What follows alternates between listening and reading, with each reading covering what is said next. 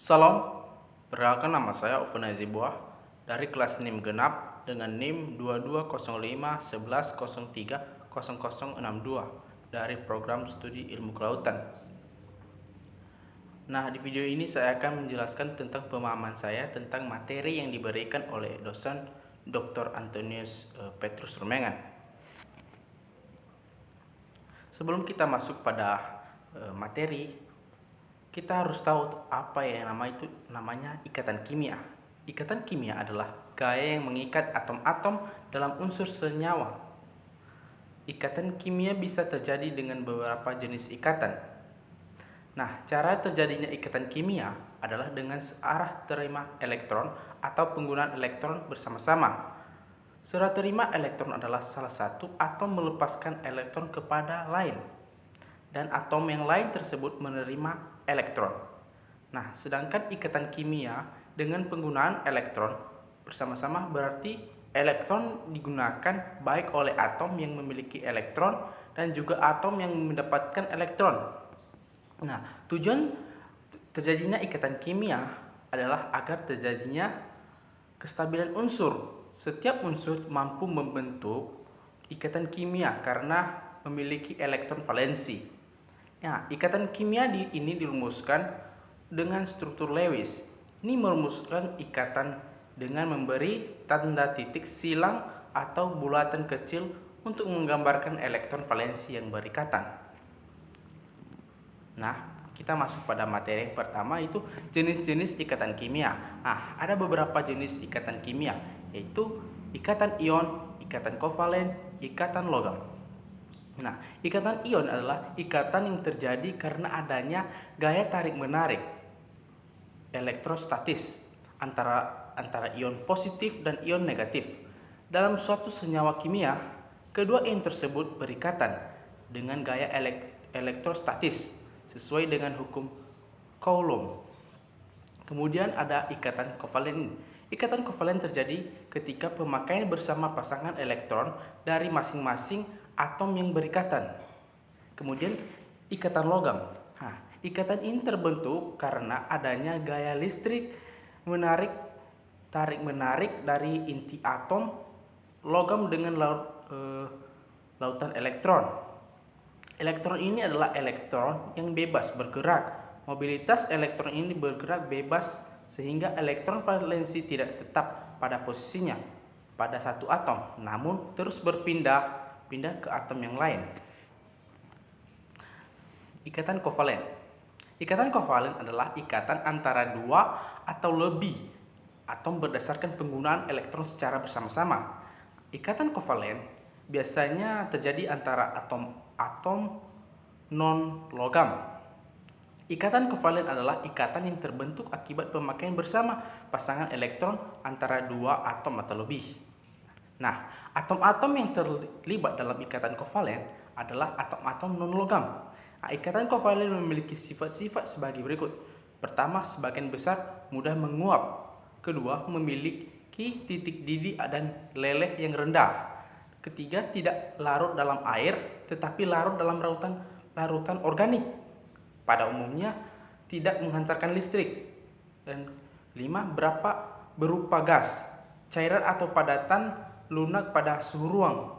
Yang terakhir, keadaannya murni bersifat isolator. Lanjut. Nah, di sini ada macam-macam ikatan kovalen.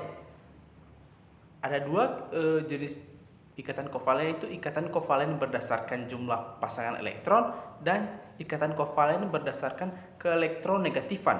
Nah, ikatan kovalen berdasarkan jumlah pasangan elektron ada 3, yaitu ikatan kovalen rangkap 1 atau tunggal, dan ikatan kovalen rangkap 2 dan ikatan kovalen rangkap 3. Sedangkan ikatan kovalen berdasarkan keelektronegatifan cuma ada 2, yaitu ikatan kovalen polar dan ikatan kovalen non-polar.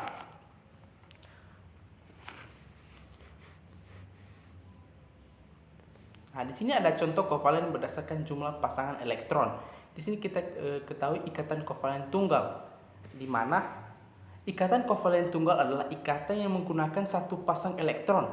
Ikatan ini umumnya juga disebut sebagai ikatan kovalen biasa. Namun, simbol yang digunakan pada ikatan jenis ini adalah garis satu, yaitu garis datar satu. Contoh senyawa kovalen tunggal adalah hidrogen fluorida.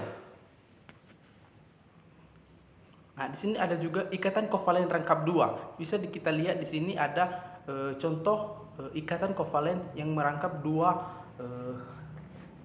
elektron, di mana ikatan kovalen rangkap dua adalah ikatan yang menggunakan dua pasang elektron. Simbol yang digunakan untuk jenis kovalen ini adalah garis dua, garis datar dua. Contoh senyawa kovalen rangkap dua adalah karbon dioksida, CO2 dan oksigen O2. Kemudian ada juga contoh ikatan kovalen rangkap tiga. Nah, bisa dilihat di sini. Ikatan kovalen rangkap tiga ini adalah ikatan yang menggunakan tiga pasang elektron. Simbol yang digunakan untuk jenis ikatan ini adalah garis tiga atau garis datar tiga. Contoh senyawa kovalen rangkap tiga ini adalah nitrogen. Ya, di sini bisa kita lihat adalah contoh-contohnya. Kemudian tadi ikatan kovalen berdasarkan keelektronegatifan.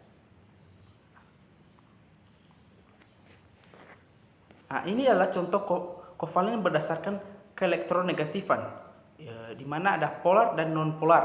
Nah, ikatan kovalen polar adalah ikatan yang terjadi apabila pasangan elektron yang dipakai bersama memihak atau mengutuk ke salah satu atom atau gugus atom.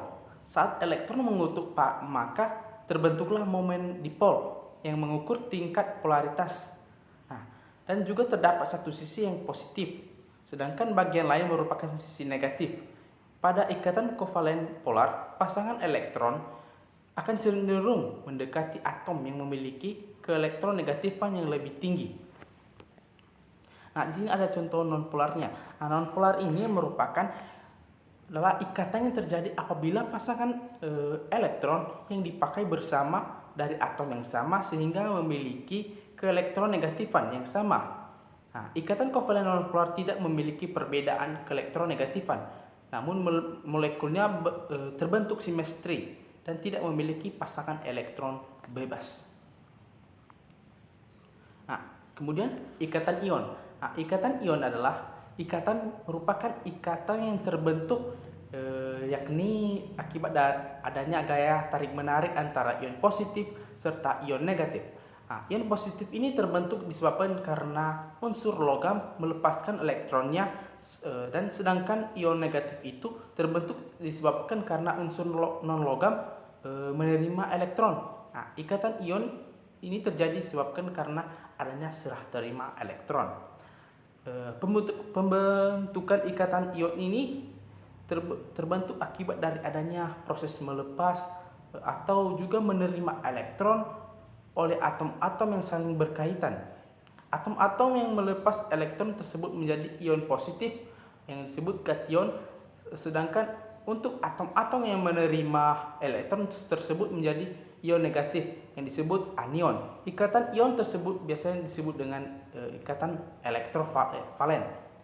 Senyawa yang mempunyai ikatan ion ini itu disebut senyawa ionik.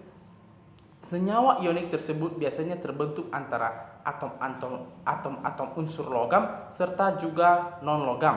Atom unsur logam tersebut cenderung melepas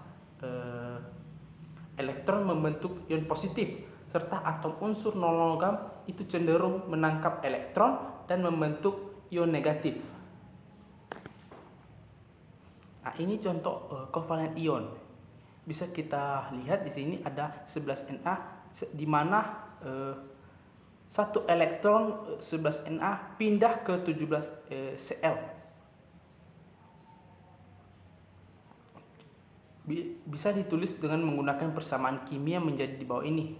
Nah, bisa kita lihat contoh kovalen ion ini. Kemudian yang terakhir adalah sifat-sifat kimia. Sifat-sifat ikatan kimia. Nah, di sini ada beberapa sifat ikatan kimia, yaitu satu, ikatan elektron berpasangan terbentuk melalui interaksi elektron tak berpasangan pada masing-masing atom. Kemudian spin elektron haruslah saling berlawanan. Nah, ketiga, ketika dipasangkan, dua elektron tidak bisa berpartisipasi lagi pada ikatan lainnya.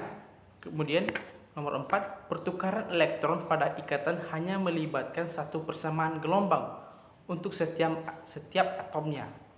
Kemudian nomor 5, berbagai elektron yang tersedia pada area energi yang paling rendah akan membentuk berbagai ikatan yang paling kuat.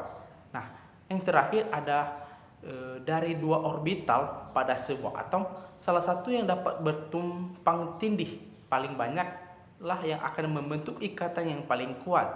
Nah, ikatan ini juga cenderung akan berada pada arah orbital yang berkonsentrasi. Nah, ya, sekian dari pemahaman saya tentang materi-materi yang diberikan oleh dosen Dr. Antonius Petrus Rumengan. Sekian dari saya, jika ada kesalahan mohon dimaklumi. Sekian dan terima kasih. Yahoo.